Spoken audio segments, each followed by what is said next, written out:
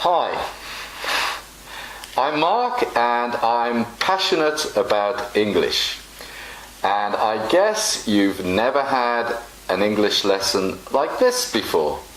I bought this mask in Japan a long time ago and it's kind of freaky, but let's hope it makes the lesson a little bit more interesting for you today.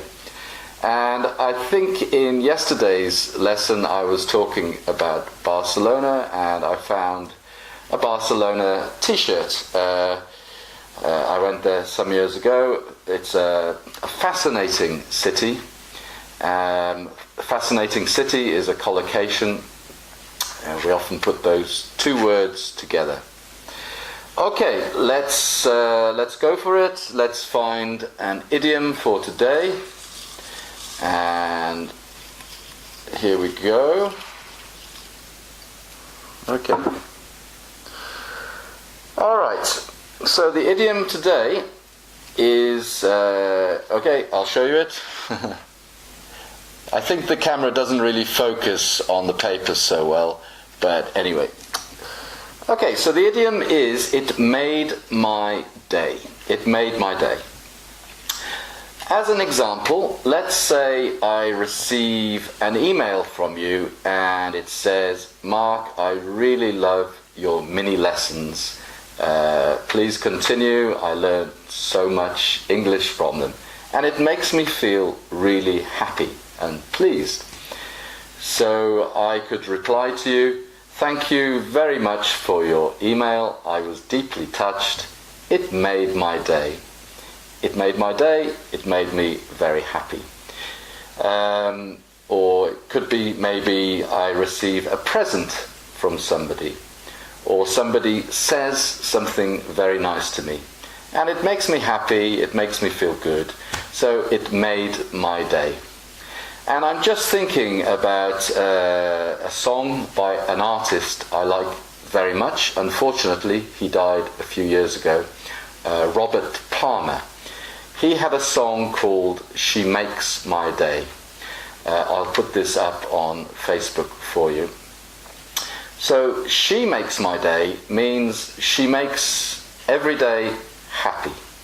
I'm in love with her and I feel good, and she makes my day, she makes me feel so good.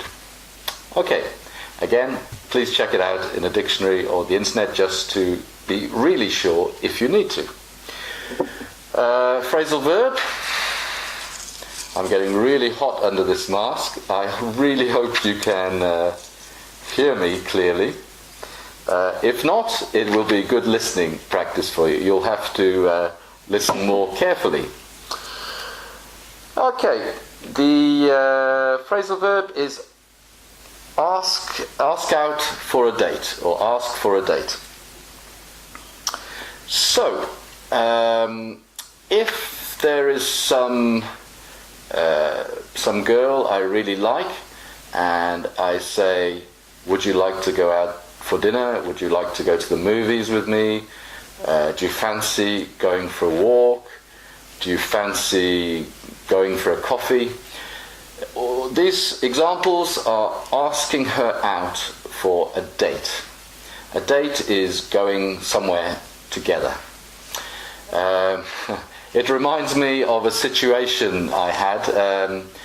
I used to live in a much bigger house, and my wife, who's now my ex-wife, we used to have foreign students staying with us, and we used to cook them dinner, give them breakfast, and they used to study at a language school in Bournemouth.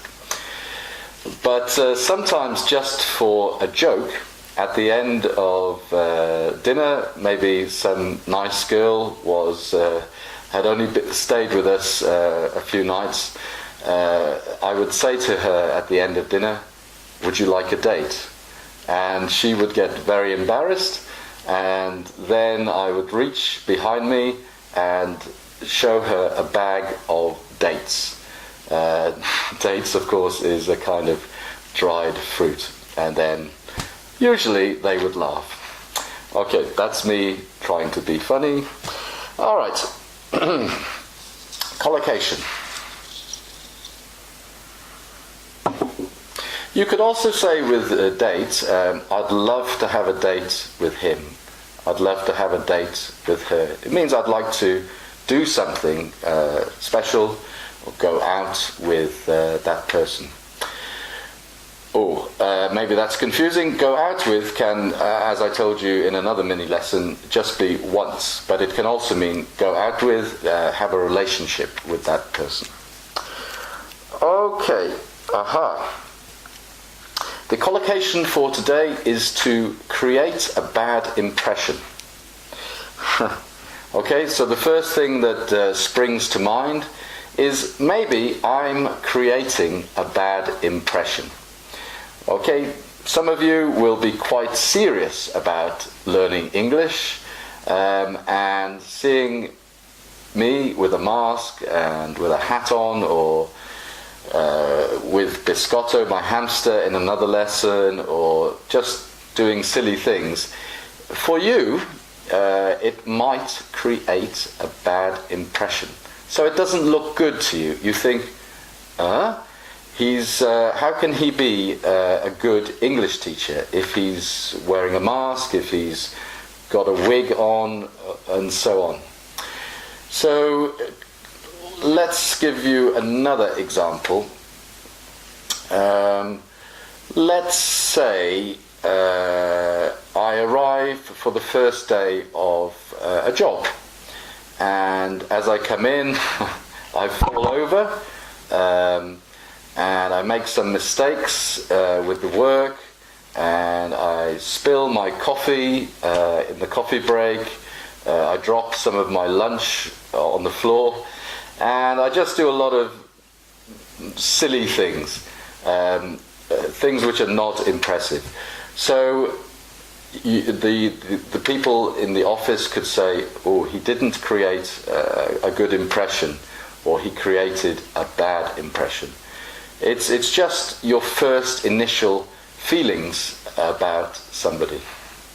All right, and this is going to be more difficult having a look at the jokes today.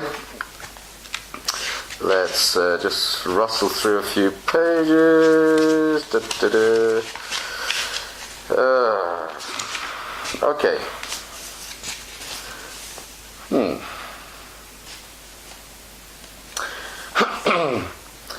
Okay. All right. These are puns. P-U-N-S. And these are again a kind of playing with words. Okay, these are quite clever. I don't know if I can. I'm going to take my. I'm going to take this off. I'm getting so hot under here. Now, if actually you say I'm really hot, it also has another meaning. It means the temperature, but can also mean you're feeling very sexy. Okay, so the first pun is a Viking called Leif comes home after a long voyage to find that his name has been removed from the town register. He complains to the council. "I'm sorry," says the official. "I must have taken leaf of my senses." Okay, so a Viking, V-I-K-I-N-G, you'll see at the bottom of the screen. A long time ago, Vikings came from Scandinavia, Norway, Sweden, Denmark, and they came in boats to attack Britain or other countries. And they were pretty serious. They were very good fighters, and they had good weapons and so on. Leif, L-E-I-F, sounds like a Scandinavian name. The town register is where all the names of the people living in the town are recorded. And he complains to the council. He complains to the town council. The town council are the people who look after running the town or organising the town. And the official, the person who works for the town council, says, "I'm sorry, I must have taken leave of my senses." Okay, so There's an expression in English, I must have taken leave of my senses. So that means I must have been really stupid when I did that, or I couldn't have been thinking. But because leaf and leave and census and senses sound so similar, it's, well, for a British person, this is actually very clever. I like it. Okay, one more today. Did you hear about the Buddhist who refused Novocaine during the root canal treatment? He wanted to transcend dental medication. Okay, so a Buddhist is, of course, someone who follows the teachings of the Buddha. Novocaine is a kind of anesthetic, so that when a dentist works on your teeth, you don't feel the pain. Root canal treatment, well, this is not so important to learn or remember. It's just a certain kind of operation on your teeth. But the joke is, some people, including Buddhists, do transcendental meditation, a form of meditation. So again, transcendental meditation sounds like transcendental medication. So it's a little bit different, but when you say it more quickly, it becomes quite funny. All right, so that's two kind of jokes for you today. I hope you enjoyed today's lesson, and bass riff coming up for you. And don't forget, you can win my first 3-month course starting in September. Well, it's only £25 anyway, but I hope it gives you a little bit of fun, or some of you who like music can try and work out which songs or which bass riffs I'm playing. Okay, thanks for watching today's lesson. Bye for now. Okay, this is the bass riff for today, and maybe it'll be a little bit trickier for me, more tricky, because I can't really see what I'm doing. Tricky just means difficult. Okay, here we go.